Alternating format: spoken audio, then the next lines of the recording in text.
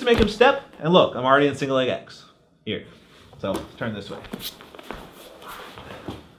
So I opted for the pants grip, but like I said earlier, you can do it with a sleeve grip as well, or even a collar grip. I would just plant my foot in the same way and extend, and then retrap his leg. Ah, you're reaping me. No. And then retrap. So once I'm here, the one thing you'll notice is, oh, Keenan, my foot is still in the spider hook. That's fine. If you feel comfortable controlling here, you can do that. If you want to let go of it and go to the more traditional single leg X, you can. Pinch your knees tight, making sure your hips are off the ground, attached to his leg. I personally like to keep my foot here for reasons I said earlier. I like to usually keep a lapel in my hand just in case the guy manages to escape my guard. So I've effectively layered two guards together here. If somehow he manages to pop my foot out and step around, he's escaped my single leg X, but where does he find himself? Directly into my spider hook, one of the intermediary lapel positions that doesn't really require any re-gripping. If I was playing traditional single leg X here and he does a pass, I need to re-grip entirely into a new guard, whether it's spider or lasso, I have to re-grip. But because I kept the lapel, you sort of seamlessly force him to try and pass two guards instead of one here. And of course, at any time, you can bring your foot in if you need to. Usually, I only do that once I'm going to set up the worm guard, which, sneak peek, looks like this. I bring my foot through, pass the lapel. We cover this later on in the course. And then from here, I would go to my worm guard setup. You can skip ahead if you want spoilers, and you can see that later. So again, all I'm doing, super basic, just making sure I have the proper foot positioning to cause the slight off balance to get myself to this favorable position. Which of course also can let you go to X guard, which we covered earlier. So they're all sort of intertangled and interwebbed, and you can go to any of those as you please. Getting more comfortable in them will allow you to transition in between the movements more fluidly.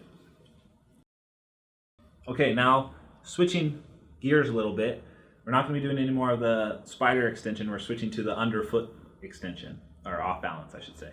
So this time it's going to be into an X guard position again, but this time to the opposite side and with the underfoot position. So a lot of people complain about only knowing techniques to one side, like they only drill it to one side, and they can't, if you ask them to mirror image it and do it to the opposite side, it feels weird, right? I'm sure most of you can relate to that. Thank you, Miha. So for my system, I don't actually like to do the same move on either side. I do different moves depending on which side of the body I'm presented with. So if it's to the left side, I would be doing my spider hook, but if it's to the right side, I'm doing my underfoot press. Same thing with squid guard and worm guard. This side I do squid guard, this side I do worm guard. So that's how I'm going to teach it to you. Of course, you could do it opposite. You could do squid on this side, worm on this side. It doesn't matter. But for this side, it's going to be mostly squid attacks. This side is going to be mostly worm attacks. For this situation, it's not a squid yet. We're just doing the underfoot control position, looking for the off balance. Remember I said we're looking usually for an underhook with the free arm. I've passed it to my left hand, the opposite hand, so it's a cross grip here. I'm looking for the underhook, rotating, and swinging my leg so I have proper leverage and I can use the pendulum motion of my leg. Notice how I swing my leg and then I catch it. I swing my leg and then I catch the momentum and then try and transfer that momentum into my foot. So watch, it looks like this. See how once my left foot stops, my right foot engages?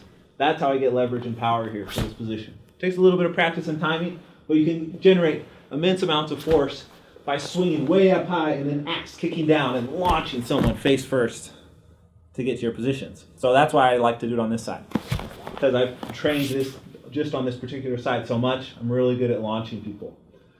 This time though, I'm just trying to off balance here.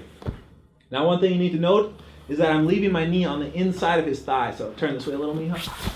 When I swing him down, I'm not leaving my knee outside like this. If I leave it outside, I'm kind of crippling myself from a lot of attacks. I want to bring my knee on the inside of his leg here, okay? That's very important to do. So as I bring him forward and he bases, my knee's on the inside. What that does is it allows me to seamlessly transition to X guard. So I seamlessly just bring my foot to the opposite thigh like this. My knee was already in position, so I didn't have to do any weird movements of getting my leg underneath. In these transitions, if I left it to the outside and I go here, he may potentially grab it with his hand and straighten it out, or just generally be annoying and stop me from my movement. So try and make sure you put your foot on the inside. So I went from here to here.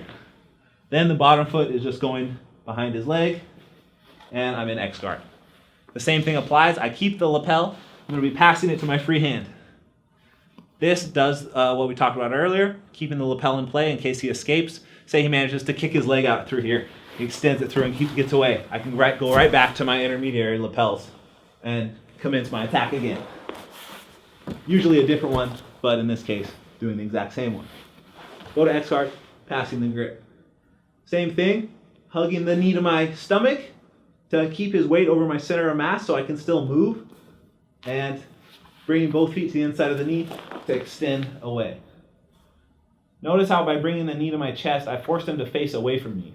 That goes into the concept of controlling people's rotational movement, so you have more opportunities to attack their back.